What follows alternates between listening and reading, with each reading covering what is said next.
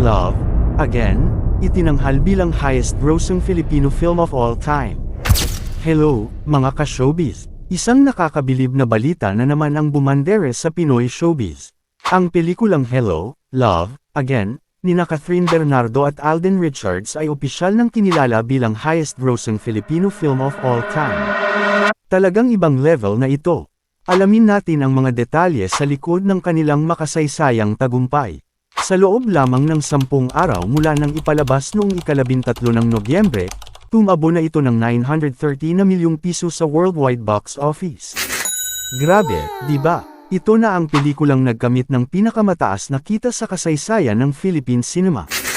At ang mas nakakatuwa, hinigitan nito ang record ng pelikula nina Dingdong Dantes at Marian Rivera na Rewind. Wow! Isa itong patunay na kaya ng Pinoy films na makipagsabayan sa international market.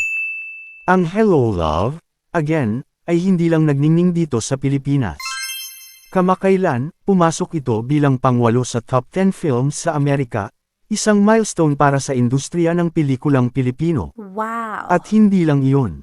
Ang pelikula rin ang nagsilbing closing film sa 2024 Asian World Film Festival sa Los Angeles, California, kung saan sold out ang tickets. Talagang nag-iwan ng marka sa international audience ang kwento ng pelikulang ito. Imagine this, napanood ang Hello, Love, Again, sa 1,100 sinehan sa buong mundo, mula Europe, North America, Southeast Asia, hanggang Middle East. Ang laki ng naging saklaw nito. Malinaw na ang kwento ng pelikula at ang chemistry ni Catherine at Alden ay tumagos sa puso ng global audience. Pero ano nga ba ang sikreto sa tagumpay ng Hello, Love, Again? Bukod sa napakahusay na acting ni Catherine at Alden, pinuri rin ang pelikula dahil sa cinematic storytelling nito at relatable na kwento. Sabi nga ng mga fans, parang Hello, Love, Goodbye, meets a Notebook, daw ang vibes ng pelikula.